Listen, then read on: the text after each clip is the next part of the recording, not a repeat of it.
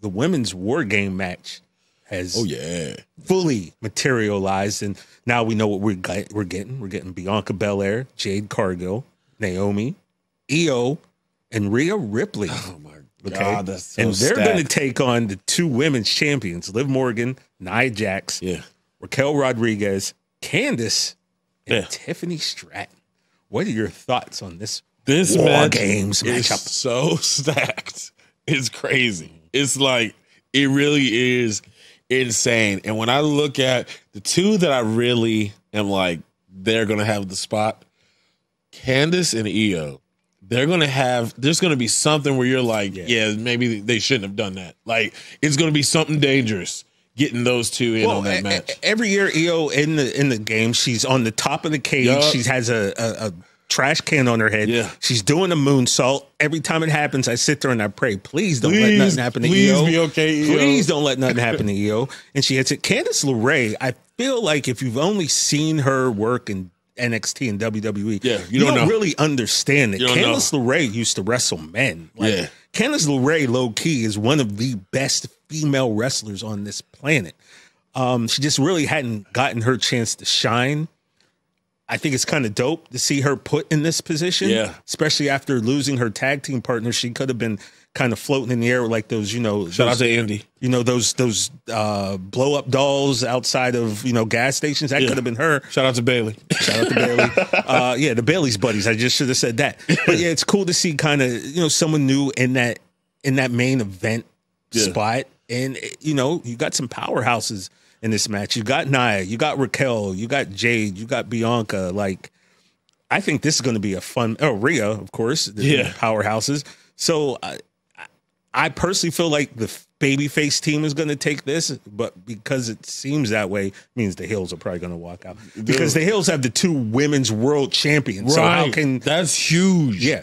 And, it just looks like, except for, I think 3 of them, it's just black and gold NXT. Yeah. Black and gold NXT and live in effect at War Games. Triple H, love what you're doing. And then, you mentioned them earlier. We have the OG Bloodline against the new Bloodline. OG Bloodline, they went out and made a pretty good recruit and move, I must say, getting Big Bronson Reed, who seems like a perfect fit for that team anyway. Right? Absolutely. Seems like once you saw it, you're like, yeah, you should be with him. And now what are the OGs going to do? Seth Rollins has already vehemently said he doesn't want anything to do with Roman Reigns. He doesn't want to help him. He gets taken out by Reed with help from the new Bloodline.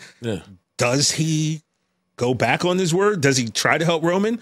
Roman calls Wiseman at the end of the episode. Phone's disconnected. What does that mean? Sami Zayn pulls a phone out of his pocket, throws it on the couch. I don't know if you saw that. Does that mean something? I don't know. But guess what? You know what you did? You got me invested. Exactly. So I'm going to keep watching. Exactly. And that's the whole point. Because I don't know. Who's that 5th guy going to be? Is it going to be Seth? Is he going to go back on his word? Or is it going to be a certain man with a sword tattoo on his chest? Oh, my God. Very good friends with Paul Heyman. I would lose it. Just imagine if a certain Mr.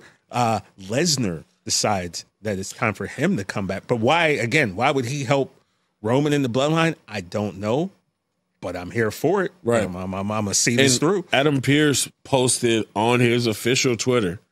By the way, I'm never going to call it X. It's just weird to say in sentences. Posted a picture of Heyman and him looking at Brock Lesnar. Really? Yeah. Like, just the picture, no caption, just Adam Pearce and Paul Heyman looking at Brock Lesnar, who was laid out on a stretcher. And so, we don't know. When was Brock laid out on the stretcher? Well, right? Like, when does that happen? But it was on some SmackDown. Okay. But that's what he posted today. So that was today? That was today. Like, on my way here.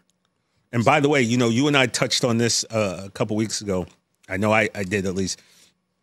Adam Pearce, Nick Aldis, at some point. Those two. Let's get it cracking. You got to get cracking. Let's get it cracking. But let me take a moment to talk to Seth Rollins. Seth, what the hell are you talking about, dude? What are you talking about? You have been so aggressive about saying no to joining Roman, and that you don't want to be a part of this or help this tyrant win. What do you think made him that way, Seth? What are we talking about, dude? Do you not remember a Money in the Bank where you helped him keep his Universal title against Edge? What are we talking about, Seth? Calling him a tyrant. You guys have only seen each other, what, 2-3 times? You're not even on the same show. You weren't affected at all. It's all right, Seth. Okay? The writing's on the wall. Just come on over. Help him out at War Games. But to act like you have no reason for this guy to turn out the way that he did is just insane, man. You can lie to me. You can't lie to you. Thank you, Seth. Sorry, man. I don't like, what are we talking? Like, what kind of nonsense is this? I mean, Seth did kind of break up the Shield. He did kind of strike first. He did kind of take Roman's world championship at WrestleMania. He did some things that would make Roman not like him that much and make him want to come and the gaslighting is insane. But you also got to remember, Roman Reigns has never pinned Seth Rollins either. Yeah.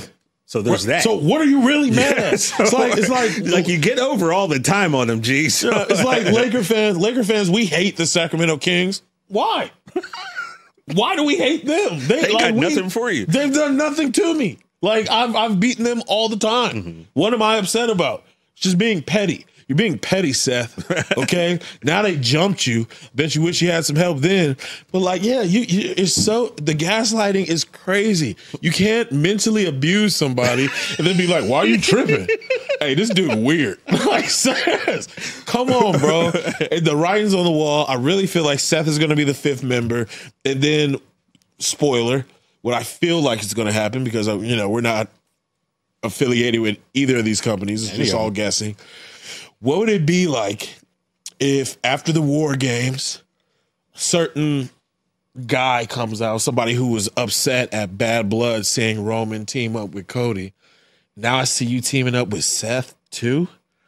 So I really think there's a chance that we see the final boss at the end of War Games. Yeah, I would. It's a big 4. They need something. Yeah. Last year you brought CM Punk out. Somebody's got to come out. Man, Survivor Series. You can't top that moment anyway. Like, that was an untoppable moment as it does. Watch new episodes of No Contest Wrestling every Wednesday or listen wherever you get your podcasts. And don't forget to follow us at No Contest Wrestling Podcast on Instagram.